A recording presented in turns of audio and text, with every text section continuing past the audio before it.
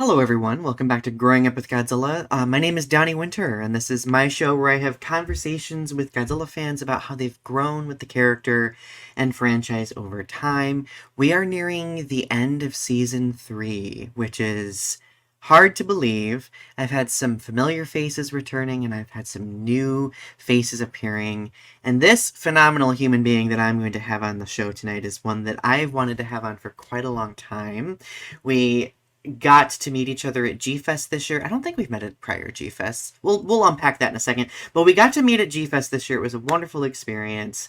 And I am really just enamored by what they do with their platform. So I am excited to have the iconic Adam from Thirsty Thursday Toys joining us today. How are you? I'm great. Thank you so much for having me on. That was fun.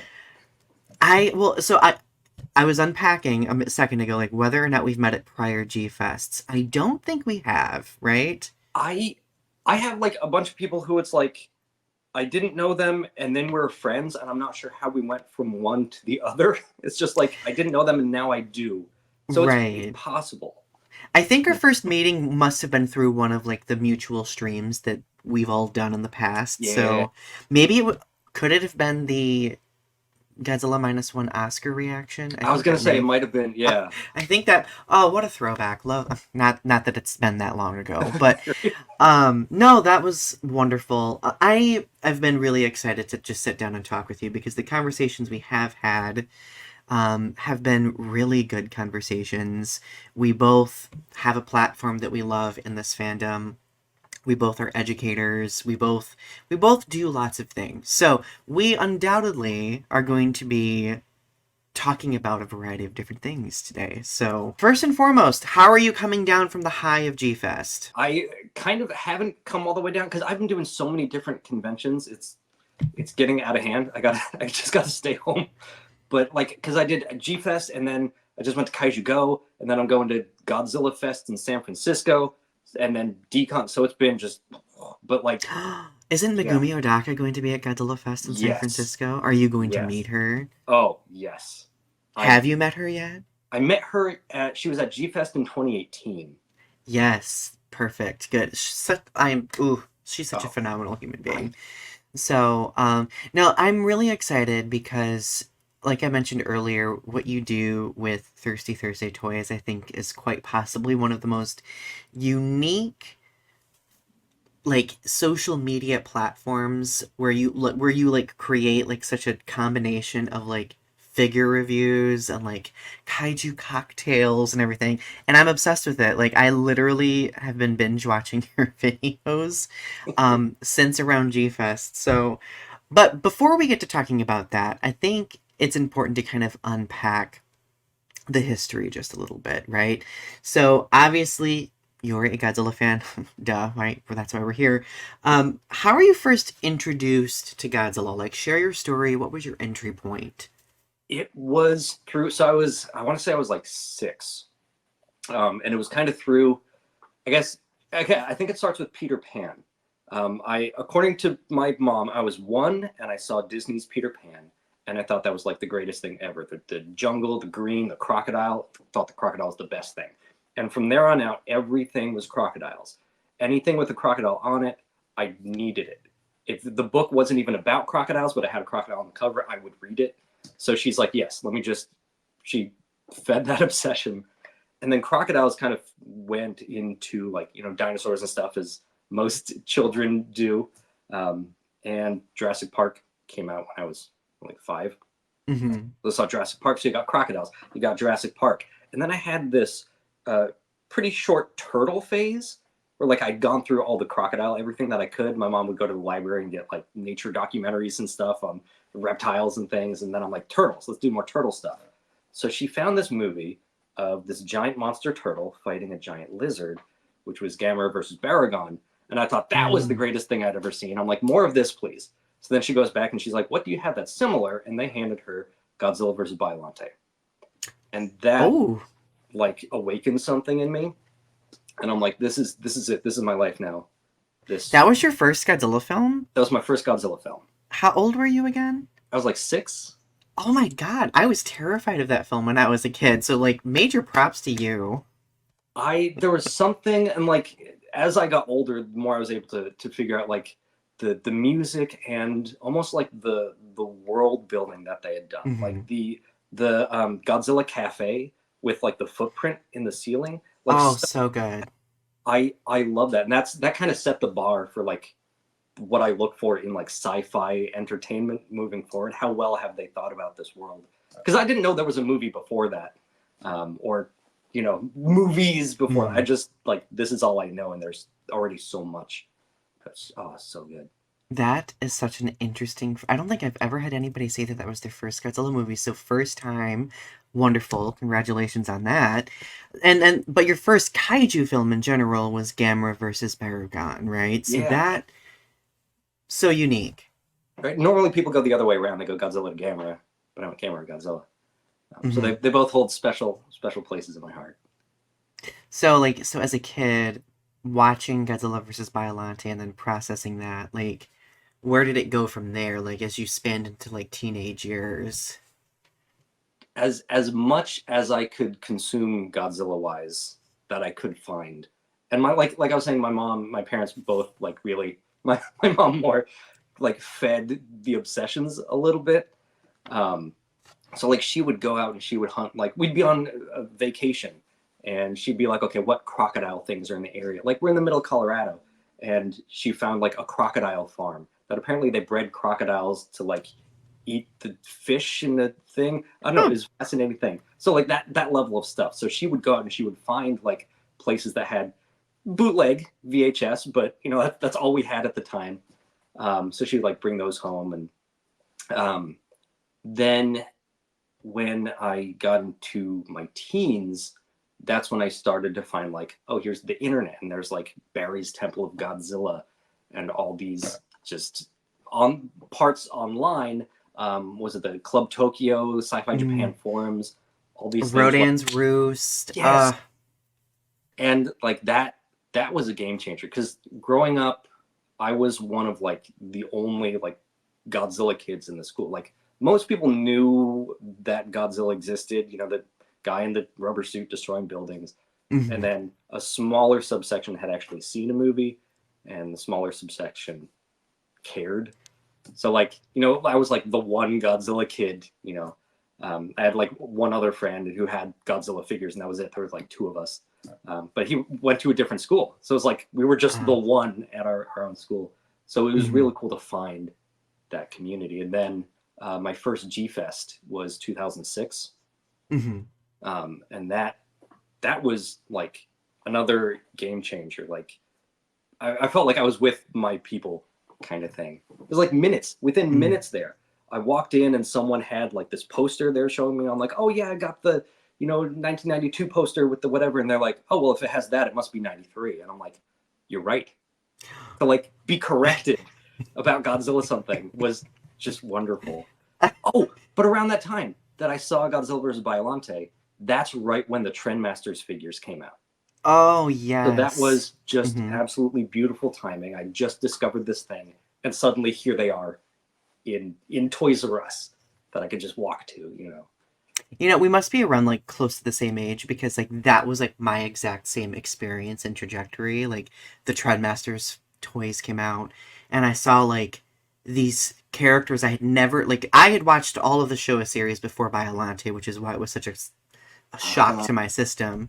And then I remember seeing like Batra and like Space Godzilla and being like, what are these? Like they've got to be in some film somewhere. I must find them. But in 94 or 95, like those films hadn't even been released yet in the United that's States. All we had was our imagination. I literally made my dad call like blockbusters family videos and be like, do they have Godzilla versus Space Godzilla? Like, do they have blah, Of course they didn't, but I made my dad do all that. and yeah, like you were saying, those hadn't hit the U.S. yet. We had the figures, but we hadn't seen the media from whence they came. So that was a weird time to be a fan. I tell you what though, but that the box art and then the figures themselves, and then like some of them would have like those comics in them too.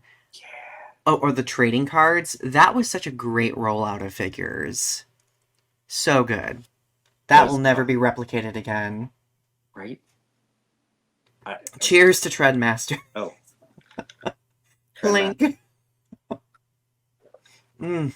Okay, so the first thing is like the reptile love transitioned into your love of Godzilla. I just have like this vision in my mind of you posing for like an elementary school yearbook photo with a little like crocodile print polo or something. Did that happen? Please tell me that happened. Probably.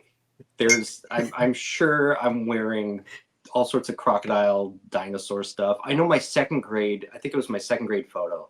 I had like a Jurassic Park The Lost World shirt. That is Might amazing. have been in there.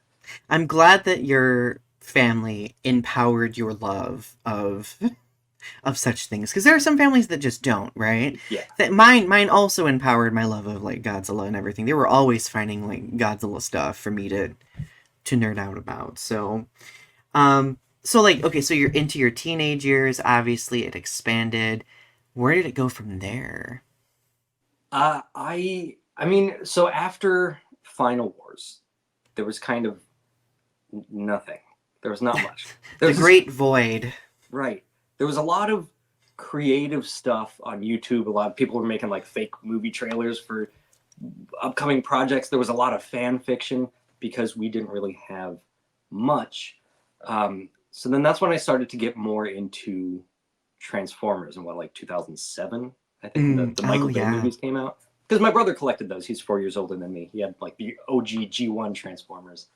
So I started to go a little bit more into Transformers, and then I started to discover like sites you can order from Japan beyond just eBay. Because eBay was a problem. I remember searching Godzilla on eBay, and there was 1,954 results. I'm like, 1954, that's so cool. And then I took a screenshot. Now there's like 19 million results. It's Mm-hmm. insane how we've gone so far. But Yeah, that yeah, is kind of wild. the collecting just kind of got interesting, and it's gone up exponentially since Mm-hmm. like college. Because like I didn't have much money in college Yeah. to do much with it. No, I get that too. I do remember that decade being kind of like the golden years of Godzilla fan fiction. I used to write so much Godzilla fan fiction. And I attribute that to, and I've mentioned this on the show before, the reason why I wanted to develop a career as a writer because of that. But it, like, I just remember the online community, even at that time, was flourishing through these numerous different sites. Some of my closest friends I made via Rodan's Roost and Toho Kingdom. I was on Club Tokyo periodically, but not enough. But I kind of missed those days, but then I was like, how did we survive? Like, how did we get through that?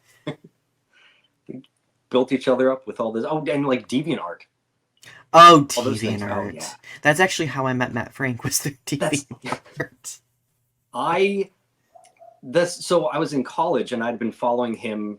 He was one of the many artists I was following on there, and I was thinking about getting a tattoo. And I'd messaged him and I'm like, hey, I love your stuff. Would you like, I saw that you had commissions going.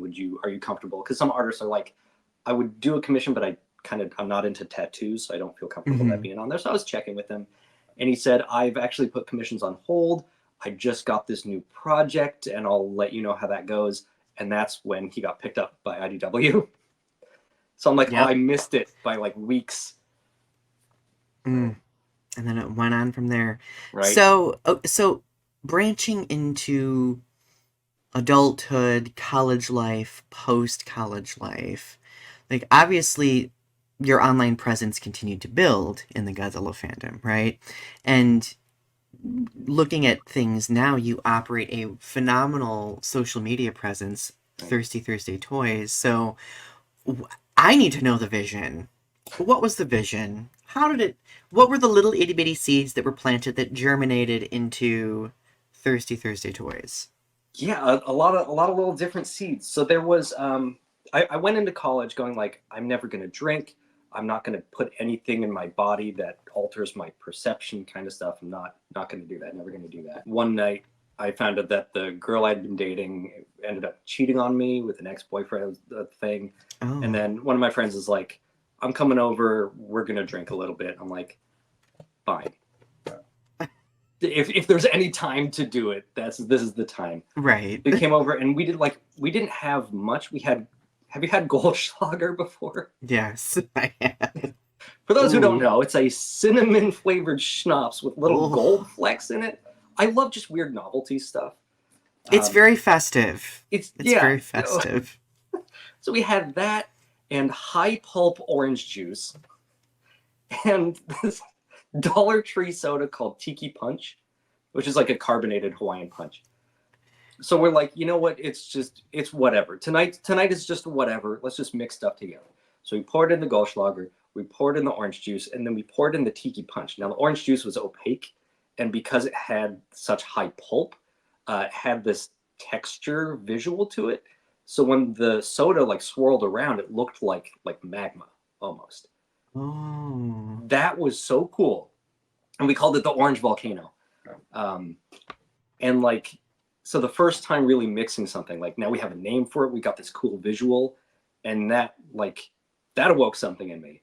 That it's like it's not just rum and coke. You can do all sorts of weird things to it. And then I started like coming up with themed drinks. Like we'd pick like, oh, Game of Thrones. What drink would match each of these characters? Um, and that was just a fun thing to do. Is just be a little creative with the drinks and stuff. So that's one thing. And then you have all the toys that I have, which Mhm. is a stupid amount. And one of my friends, for a couple of years, she's like, "Hey, my kids love toy reviews on YouTube. You could totally do something like that. Bring your personality. You could talk about Godzilla toys for days." And I said, "That's true, but there are already so many people doing that who are still good at it. And they got such a head start. I don't know what I could bring to the table that wouldn't feel like I'm just copying them." Mhm. Because like I pride myself on my originality a little bit. I like to think so. Um, Absolutely, you should pride yourself on that. and yeah, I don't want to just do something that's I want to put some kind of twist or spin on it. So the original idea was just to like get hammered and talk about toys. But I'm not sure that's the most entertaining. That would get tired a little fast, I guess. I mean, there's a certain appeal to that I think is Yeah, very amusing. but like maybe one or two, but not forever. Right, right. Especially like I don't want to try to transform Optimus Prime and like break his head off kind of thing. So Fair. so That like was fair. I tabled that until I'm like, what if since I'm doing all these other drinks matching TV shows and stuff, what if I match the toy? So then I started like playing around with like color matching the drink, like painting with booze kind of thing. Mhm. And it was like I think right at the start of the pandemic, I'm like, look, I'm home, I have time, I might as well get this going. It'd been a couple years since my friend was like, you should do this. So I'm like, I'll give it a try and see what happens. Honestly, I thought I would get like blacklisted from the community kind of thing. Oh no. I got one so far in what 3.5 years. I've only had one person say like, why are you taking shots in video aimed at kids? And I'm like, well, there was a 15-second disclaimer at the beginning saying it's not for kids. It's in the description. It's in this other Mhm. thing. So if you skipped over that, and he's like, oh, that's fair. But that was it. That was the only like backlash Mhm. I got. And then it's been onward and upward from there, right? Like, 'cause it's been Yeah. growing. I remember like so many people at G Fest in our circle were like talking about like drinks and cocktails associated with different things and like on discussing like what you do. And I was like, this is such a unique concept for an ongoing video review series. Like just, having a cocktail to go with whatever the review is for that moment, talking about the recipe, then going on and talking about the figure review. Like there's just a certain it's not only relaxing, but it's also just really it's cool to see the creative vision behind it. Let's Thank just you. say. It's I've seen like on Instagram and stuff. There's and maybe it's just because I'm on more social media things, and maybe this has been going on for a while, but a lot more interest in like themed drinks and themed foods, and like people having Mm-hmm. parties where like each of them makes like Harry Potter stuff. Like, okay, each person gets a different house, and they have to come up with a drink for each house, kind of stuff. And like I've done Jurassic Park birthday parties for myself, kind of stuff, and I make like insects in amber Jello shots, kind of stuff. That's So that's, I amazing. mean, like there is something to that that's out there that's gaining popularity or has been Mm-hmm. popular. Now I'm getting cognizant to it. I love that. I will say though, next time at G Fest, I hope to have one of these cocktails at some point because I did not get to have one this year.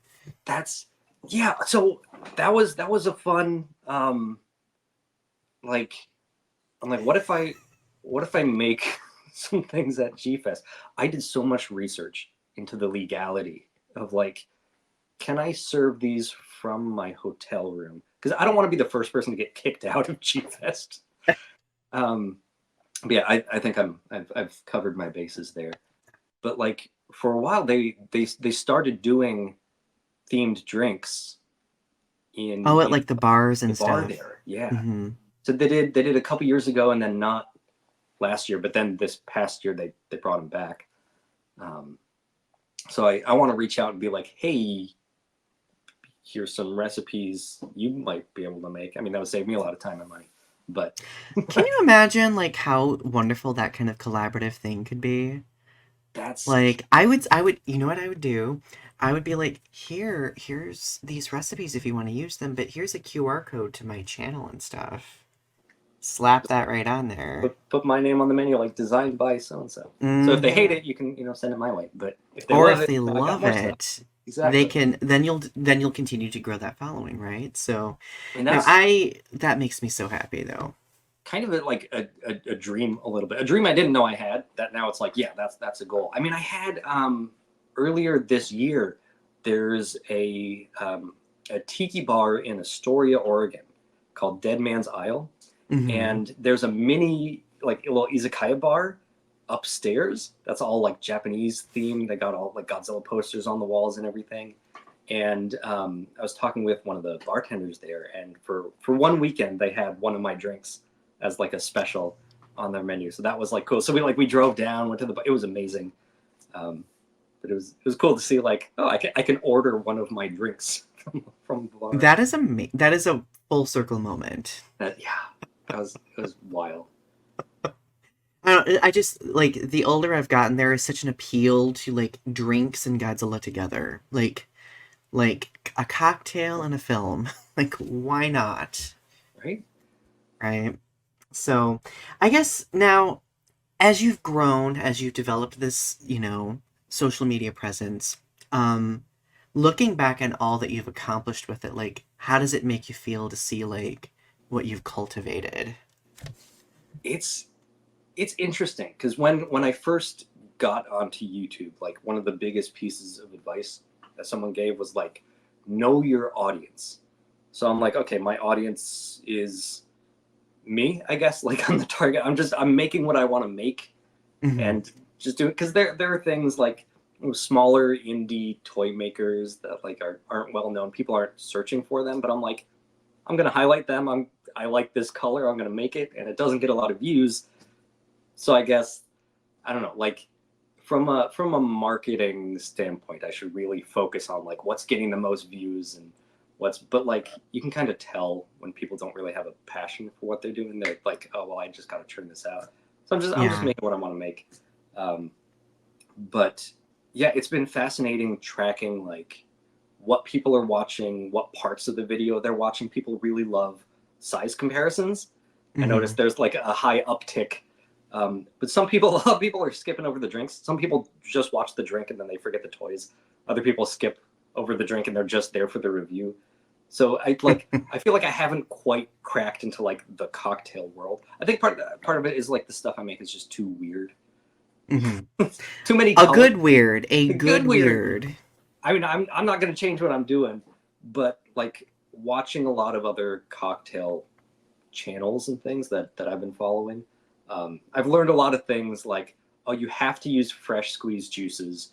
If you use the, pre-made concentrate stuff, it's awful. I'm like, oh, I do that all the time because I don't have a Hmm. lifetime supply of limes that I can just squeeze. So like little things that I do that would be seen as like uncouth from significantly better mixologists than I.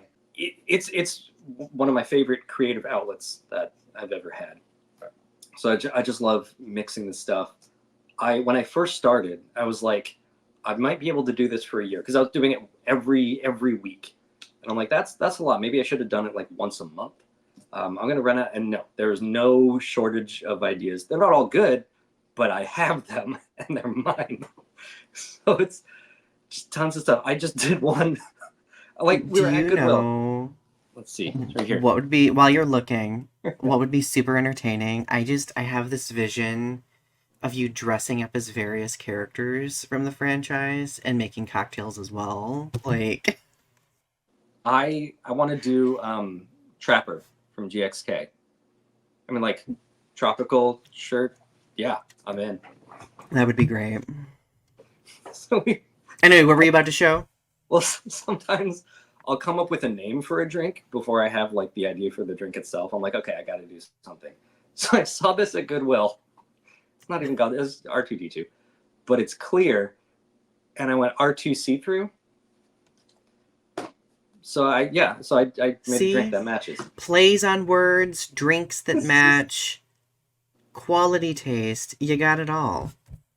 It's just fun, just mixing nonsense together. Well, so, okay, so over the years, like, obviously, you've developed this, and you've probably gravitated towards specific films that have become your favorites in the Godzilla franchise. So, at this point now, what would be your favorite Godzilla films and why? I usually Ooh, tell people to pick a top three. top three. Okay, well, Godzilla versus Biollante, and I've been thinking about that one. Like, I don't know if that's my favorite because it's the first one I saw. Like, had I seen, you know, the first Godzilla versus Mechagodzilla, would that be my favorite, or would I not Mm-hmm. have gone as hard into the franchise because I was more predisposed to like Biollante first? I don't know, and I can never know. But that's still number one for me. I like. I might get some flack for this. Final Wars. No flack from me. I love Final Seeing Wars. Final Wars at G Fest this year at the Pickwick Theater was amazing. That was cool. And like hearing everyone like saying all the lines for the New York scene and everything. I'm like, Or this is anything that Don Fry literally said. oh They were yeah, love love oh my Tom Pratt. god. It was amazing. He's just so fun to imitate. I think that's such a great film selection, though, to be in a top three because I feel like it is very misunderstood at first, but then once you get past like the need and want for seriousness, you're like, this is just fun, just fun. Yeah, I think that was a kind of coming from the seriousness of the Heisei series into something so wackadoo as Final Wars, but also Godzilla versus Gigan. I guess would be the third of the top three. Hmm. And I mean, there's so much about it that's bad, like the overuse of stock footage that shows a completely different Godzilla suit. The suit is literally falling apart. Yeah, But I'm part of that is because I love Gigan so much. And there's just so you like much. Gigan? What? I had no idea. Wait, Right? You can never tell. It's so that's when I hear people talk about their love for the Showa series, I see what they're saying in Godzilla versus Gigan. mhm. It hits all those buttons for me. Yeah. No, I feel that way too. And like even like the Godzilla and Anguirus talking to each other, like it's so camp, but so It's delightful super at the same campy. time. Well, one of the things that I really love, I love the endings of a lot of the '70s films, like the end scenes where like it transitions like into like this uplifting hoorah like Yahoo song kind of thing, and I'm just like, that is like that film Godzilla versus Megalon. I'm just like, this is so nostalgically wholesome for me. I don't know. I don't know how to describe it. Nostalgically wholesome. Yeah. Yes. Now, if we were to transition to talking about specific kaiju and human characters, what are your favorites among those? Aside from Gigan, let's see, human characters. I was thinking about this and I realized um, Miki, of Oh, course. yes. And then I realized Asagi from the Heisei Gamera trilogy. Yes, And I absolutely. realized when I realized those two, I'm like, they're young folk who have a kind of psychic link Hmm. with the titular kaiju. And I'm not sure if that there. So there's something about that that I do love, and I don't know why I do, but I do. I think I know. So, because Mm. those two characters I gravitated to as well. I guess the reason I gravitated to both of them is like I think as kids especially we wanted to have those connections and links with the giant monsters, but we couldn't, so we lived vicariously through those characters who were like besties with Godzilla and Gamera, right? So I know, like, for me, like, I was just like, I want to be Mickey Segusa's best friend. Like, I want to be her bestie. So, Yeah, I think you nailed it. I think that's it. that's got. We're breaking down this childhood that we had. Like, Yep. and then kaiju. You've already mentioned Gigan. So, like, what other kaiju are you like? Um, Biolante, love Biolante. A lot of things have more to do with like the look of the character than any of like its abilities or actions or backstory kind of stuff. But like with Gigan, the fact that like it shows up in a diamond, Mm-hmm. but like it doesn't break out of the diamond, it just turns from a diamond. It's so weird. It is I so don't know. funny. I found like there was something about a visor that I love. Like my favorite transform, like Soundwave visor, Mm-hmm. Transformers, all other things like either one eye or a visor eye. I'm just drawn to that for some reason aesthetically. Mm-hmm. I love like aquatic looking things, avian looking things. You got space penguiny thing over here. People say space. This is a hill I'm gonna die on. Gigan is a space penguin, not a space chicken. Look at look at look at the silhouette of a penguin and the silhouette of a chicken, and tell me which one Gigan looks like the Gigan most. definitely looks more penguinish for sure. Thank I've you, never thank thought of you. that, but now that you've mentioned it, it is ingrained And like even in the my the brain. the arms. That's a penguin arms. That makes me so I was also happy. really into penguins as a kid, so there might be some bias there. Our patrol in Boy Scouts, we were the penguins, and I got to draw this penguin on like each of our patches because they didn't have a penguin patch. That is so wholesome. That is amazing. Well, you must love Space Godzilla to a certain extent. I see a Space Godzilla Oh, back there too. this was childhood, from the Trendmasters. Like, no idea how much these things would be worth Oh, I when see. you first I see have them. the little one. I've always wanted the big one. Oh yeah, it's gorgeous. Sometimes like I'll own. I have so many things. I'll see how much something is selling for, or like I'll see people like, I really want this thing, and I'm like, yeah, I could sell that. Oh, I put 20 on it, but if you're offering 100, I'll take 100. There are But some things I won't part with though, because I'm like, sentimental yeah, value cannot do it. this is one.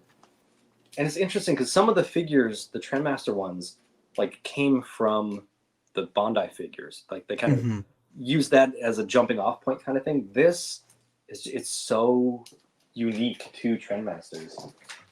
I think it's one of the better Space Godzilla figures that we see out there too. Like it looks Yes. so good. And then, oh, I totally forgot.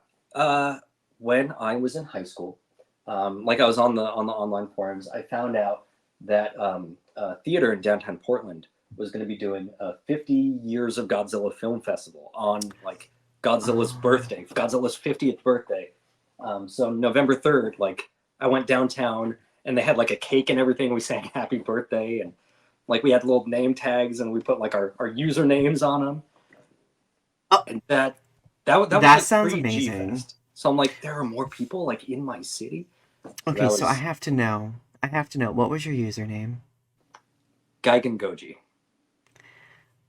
I think I have a vague memory of that. Like, was it across all the different forums and stuff? Yeah, yeah, I think I had the same name for everything. I think I remember that. Did it? Mine was Eternal Mothra. Eternal Mothra. Okay, I gotta look up and see if we have messages. Like, I wonder, like, because there have been people before who were like, oh yeah, I was this on Toho Kingdom, and I'm like, oh my god. We actually interacted before, way back in 2003 or something, you know? It's just so funny. It's so amazing. I've been so curious. Like, the more people I know in the fandoms, I'm like, have we crossed paths at G Fest before? Did we sell things to each other? I found Hmm. that, like, emails where like, oh, I bought something from you on eBay in 2007. Right. Well, It's so I had Kaijutopia on a couple of episodes ago, and I we put the pieces together that oh my god, we knew each other back from like Rodan's Roost because we were both moderators on Kaiju File. And I'm just like, what is happening right now? This is amazing. Like full circle moments all around. I ran it at G Fest when I did the signing with Matt. I ran into one of my longtime friends like a million years ago. His username was Gojira 2000. We literally were like super close for the longest time and had not seen each other in 10 years. And then at G Fest, it was like, oh my god, like it's just those moments that are like so striking, you know? the big world, small world again. I know. So I do have a big question for you. This is always like the big, huge question of the episode. So how has Godzilla shaped you into the person you are today? Oh, Godzilla's taken a lot of my money. Um,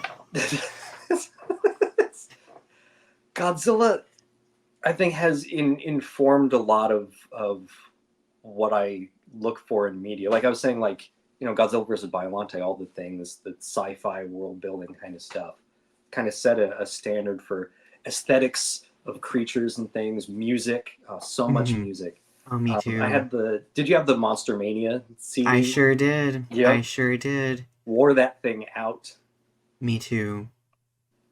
So you had like those kind of things, and then obviously like what I'm doing now with the kaiju cocktails and things. But I think a big thing is what I think connected me with Godzilla versus Biollante. There's the huge emotional element to it. Hmm. Like familial loss and creatures getting hurt and stuff. And I watched a lot of monster movies as a kid, but it was always like, Crater Lake Monster, like, oh, this creature appears and we have to kill it, and hey, we killed it, we saved the day. But I always felt for the creatures, Hmm. and you didn't see a lot of that except for like, King Kong. The whole city is celebrating. Then you have Carl and Anne over here like weeping for the beast, and that's what I wanted more of. So Godzilla kind of helped um, cultivate that because they really showed care for the creatures. And like, I'm Godzilla 85 is falling into the volcano and I'm just crying, Oh god. Yep. Same. And my wife has said before, she's like, I love that you cry. I'm like, is that a compliment? But like, yeah, I think it cultivated that kind of emotional. I don't know the word I'm looking for, but it Emotional awareness. yeah, yeah. Yeah, I do like I do kind of attribute my own emotional awareness to Godzilla also. Like, I mean, thinking about Godzilla versus Biollante, you really opened up something very interesting there about like the human narrative in that film. Like the fact that a character we're introduced to is taken tragically at the beginning, and then this scientist, arguably mad scientist, right, just Yeah. struggles over this loss and decides to just you know, take advantage of the genetic situation and use his capabilities to infuse Erika Shiragami's cells into a rose and mix it with Godzilla cells to keep it going. Like, and it's just such a. I do very much think it's a modern take on the Frankenstein story, very much. But it's just, it's so poignant because at the end of the day, like we see that her spirit is present in some fashion. And I just remember as a kid being so like I would cry over that. I would be like, she's still alive in Biolante. And then yeah. And there's that heartbreak too because he's trying to keep her alive, but look what it has turned into. This is Mm-hmm. this is not what I want. And the answer is to kill it, and because it's not her, and it Mm-hmm. hurts. Yeah. Well, and I like that the film leaves that so ambiguous too. Like you don't know if she's like a slave to this creature. You don't know if she tempers the creature. Like it's just such a very it's such an interesting concept. And I think that's why Godzilla vs. Biollante over the years has withstood the test of time because now it's become very much like this cult classic film that people love and it's often in people's favorites or at least in most celebrated lists if that makes sense. Yeah, I like when I saw it, there was so much of the human stuff that just kind of washed over me. Because I'm Mhm. 5, 6. It's like I just want to see creatures doing stuff. But like you said, the older we get, the more we watch it, the more like I get out of it every time I watch it. Just like Jurassic Park, every time I watch it, I get like something new and something more. And Mhm. like I didn't know there was a movie like right before. I didn't know it was like a direct sequel to '84. It totally worked as a standalone thing. And that's Yeah. Well, I think another thing I really appreciate about, I mean, this is very common in all Godzilla films, but like, I feel like Godzilla vs. Biollante kind of takes the message of the original Godzilla film and the Return of Godzilla, like, this calling out of humanity's hubris, right? But then showcasing the fact that humanity's hubris almost won out again, but luckily nature is wiser to some yeah. extent, right? I mean, nature has a way sometimes. Yeah. Yeah. Oh my goodness. I totally nerding out. So I guess we've already talked a little bit about collecting, right? Mm. So how much further than what I'm seeing now does your love of collecting go? Um, it's it's a problem. Every every surface has something Godzilla probably. Um, it's yeah. I have a lot. I have too much. I keep setting collecting rules for myself and then breaking them. That Like okay, happens. I can only buy what I can display, and I'm not going to spend money on displays because the money should go towards figures and not stuff to put figures on. It's like I feel weird buying wallets. I'm like Hmm. that's where the money's going to go, but but then I'm like, okay, well, I'm out of room, so I should buy display cases. And then I'm like, okay, well, I'm not gonna. And then here we are. So now I have things in boxes that haven't gone up on shelves yet because I've been so busy. I've been teaching and I've been doing channel things and I've been traveling and I haven't Hmm. really had the time to just like stop and I mean I could not go to these conventions. I could take a break from the channel and do stuff, but like I want to do it all. But So these things enrich you, though. That's the yeah, point, yeah, it's right? like I don't want to stop those. But like I really want to spend some time just like in my room, just reworking the displays and everything. And part of it is like, I've got Transformers, I've got Jurassic stuff, so it's not just Godzilla. So I'm trying to keep those all contained. We Hmm. have two cats, and at least one of them loves to chew on things. Oh Like I'm no. trying to keep them all, in a closed room where they can't get got. Because I've seen things like, oh, this little Keshi figure's missing an arm now. Um, Oh, and I'd be so mad. He's so mad. Ooh. when we first brought our second cat home, she immediately started claiming my stuffed animals. She would attack them, chew on them, slobber on them. So I had a bunch of Godzilla plush. I'm like, I'm just gonna sell these off before they get destroyed. But the Yeah. figures, I'm like, yeah, those are staying safe. Keeping those secure, right? So, I mean, you mentioned being a teacher. So, I guess as a Godzilla fan, like, has any aspect of that kind of manifested in teaching at all? Ooh, this is where I'm torn on things. Like I came into teaching with a lot of like, here's how I think things should go, and the more I teach, the more a lot of those things have gone out the window. And I've had teachers in the past really take their passions and put a lot of that in the classroom. Like here's a Hmm. bunch of football stuff, but I'm like I'm not a football person. I don't get the terminology or who these players are and stuff, and it kind of lost me a bit. so I was afraid to like put too much of my own Mm-hmm. Godzilla Jurassic stuff in there and alienate some kids. But I've definitely had like huge bulletin boards outside where I had like Godzilla when King of the Monsters came out. I did Godzilla fighting King Ghidorah, and these are like not life size, but like person sized. And then I had the cityscape with buildings, but each building had like awesome student work in it, kind of stuff. Was the way to show that off.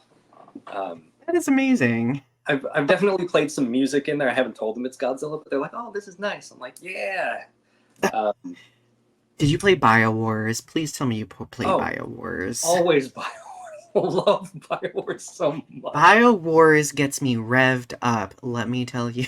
Yes, the music that plays when they're in the Godzilla cafe, the little piano.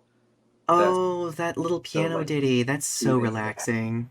Like just like that when they're coming in the morning, kind of stuff. I still think the Heisei era has some of the best musical scores. Oh, so good. So like, and I appreciate the music from the Showa era. It is impressive, but like I really I just there's something about Heisei. I'll just sit Mm-hmm. and just like listen through. But yeah, I mean, like I've had some Godzilla figures off in the corner, like behind my desk, kind of stuff. So they know Mr. Griffin loves Godzilla.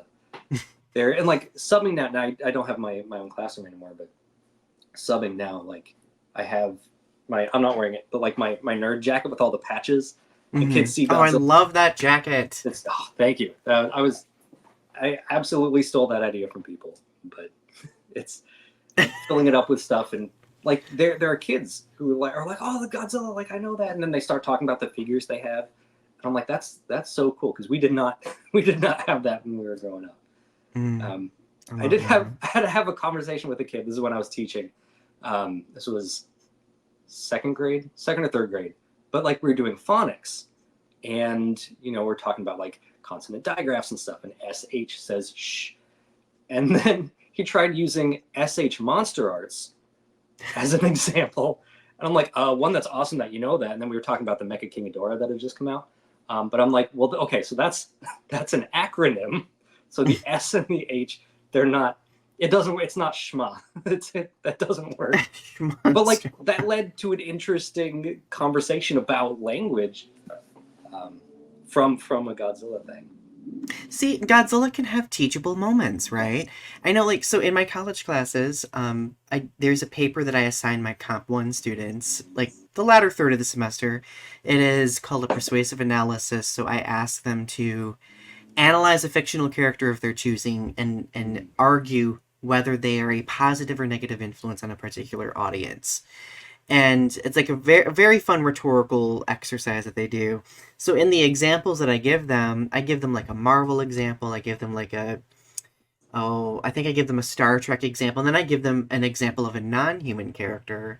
So I'm like, okay, Godzilla could be an example here. And I've had students like grab onto that and be like, ooh, that would be an interesting, that would be an interesting paper to write. So I've had students write papers about Godzilla being a positive or negative influence. I'm just like, Yes. this is what my goal in life. Is it hard to be like, okay, I have to look at this without a bias? I mean, I tell them that I won't look at their interpretations necessarily, like that, so long as they're supporting their work and explaining it well and backing up their argument effectively and using reliable sources, then they should be fine. Now, I mean, if they like tell me that Godzilla is a purple elephant with polka dots, then I'm gonna be like, no, No. Here's where that does that not is match the rubric. that is in fact Next. not Godzilla. So I do have a final question for you. Yes. Do you have any advice for Godzilla fans who may be new to the franchise, slash advice for Godzilla fans who might be interested in creating content of their own? For advice for new Godzilla fans, any specific age or just new Godzilla fans in general? New Godzilla fans, any Okay. age, all ages. Advice that I give, and this is an analogy: drink what you want to drink, but drink responsibly. Because I see a lot of stuff in the cocktail world about here's how things are supposed to be done, and here's what tastes good, and we're going to tell you what tastes good, and this tastes bad, or I saw someone, they looked at a drink, it was green. They're like, oh, I already know it's bad because it's a color. So that kind of stuff frustrates me. And or even like, oh, you have to be able to handle this many drinks, or this is a manly drink and this is a girly, that kind of Mm-hmm. stuff. You also see that in the Godzilla fandom. Oh, A lot of absolutely. opinions, a lot of things, a lot of this is what's right and this is how you're supposed to collect and this is how you're supposed to watch these movies and you're supposed to like this one and not this one. Don't let the existing fans tell you what you should like or shouldn't like, or tell you what a true fan wouldn't say what a true fan, but I guess I'm saying that. So like what you like, buy what you want to buy. If you want this $10 figure, great. If you want this $300 figure, great. If you want to watch the movies with the dubs so you don't have to be reading subtitles the whole time, great. If you like Final Wars better than 1954, great. Consume the media, the figures, any of it that you want to consume, the way you want to consume it, but also do it responsibly. Don't be going on the groups and just insulting people's families because they bought a Monster Arts over a Haya or something. It gets nuts out there. Interact with the fandom as much as you want to interact. I know some people are like, there's a lot that's too much and pulling back. If you just Mm-hmm. want to watch the movies in your own home, buy things from eBay, have them shipped straight to your house, do that. Drink what you want to drink, but do it responsibly. Don't let it take over your house. Don't be spending crazy amounts of money because someone says, oh, you have to like this, or oh, this is rare. And yeah, just enjoy what you want to enjoy. Beautiful. That was perfect. Do you have any plugs that you would like to make? Where can people find your stuff? Yes, so you can find me on YouTube, Thirsty Thursday Toys, also on Instagram at Thirsty Thursday Toys. Everything is Thirsty Thursday Toys. I know it's really long. I should have picked a shorter name. I've spelled it wrong before. I'm like typing it like but yes, Thirsty Thursday Toys, cocktails, toy reviews every Thursday. Oh, and advice for Oh, content yeah. creators. Yeah, like YouTubers specifically. Yeah, sure. Yeah. Let's see. So I'm still learning. I'm new, all things considered. But like I was saying before, someone said like know your audience. So that helps. Definitely put time into the editing. I think. I know some people, they like churn something out quick and then shove it up there just to get things up fast. But um, I think if you're happy with what you're putting up, Mm, then I mean that's the most important thing that matters. So yeah. think about why you're doing what you're doing. So like for me, it started as like a creative outlet. So I was happy with what I was putting up. I know some people are like, cool, I'm doing this because I want to get sponsorships from like Big Bad Toy Store. I want to get free figures sent to me and stuff. And they churn stuff out and then it doesn't take off overnight. And it's not going to take off. Well, okay, it might take off overnight, but that's rare. Don't expect that to happen. And if Hmm. it doesn't happen, don't give up or reassess why you're doing what you're doing. Because I've Right. seen some awesome creators put stuff up and then it doesn't take off and then they vanish for a month. Hmm. And then they come back and they're like, I guess I'll just keep going.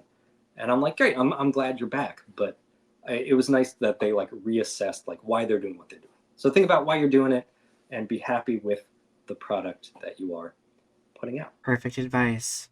Honestly, that could go for content creators, writers, artists, Yes. all the bases, all the bases. So, my friends, I will have all of Adam's links in the comment section below. What cocktail did you make yourself for this episode Oh, today? actually, this is a non-alcoholic cocktail. Because like sometimes I'll okay, side tangent. Um, the more ideas I have, the more stuff I'm making. The more stuff I'm making, the more stuff I'm drinking. The more stuff I'm drinking, the easier it is to just drink more. Hmm. And I'm trying to like, I don't want to die, because I'm doing this That for. is, I'm like, yes. I don't know how many years I can keep doing this. How long my liver can take this. So I'm trying to do more mocktail things, but also like I'm afraid of getting too deep into it that I don't see how deep I am into it. That's So fair. one day, like I came home and I'm like, oh, I really want to make something, and that scared me a bit because I'm like, I don't want to like be craving drinks like that. But I realized I wasn't craving like alcohol. I was just craving mixing something up. So every so often I'll just mix something non-alcoholic. Usually, so this is ginger beer with peach and vanilla syrup. Oh, how So it's like late summer. right. So it's like the Walmart ginger beer is the spiciest ginger beer I've ever had. Comes in like a 12 pack of cans. It is potent. So I've been trying to like cut it with different syrups and stuff. So that's what that one is. Because I'm like I want to have something today, but like I want to be able to drive after kind of thing. Say a little uh, peach vanilla ginger beer. that sounds refreshing. I just had to know because I'm nosy, but Oh yeah, it's Thank you so much for carving out some time today to have this chat. I've had such of a wonderful course. time chatting with you, and you're always welcome back, mind you. Thank you, thank you. And so for all of you, go out, check out Thirsty Thursday Toys on YouTube, Instagram. All the links will be below. Don't forget, Growing Up with Godzilla premieres on the first and third Sunday thereabouts of every month. And of course, do not forget to keep standing tall, my friends. Have a good rest of your day.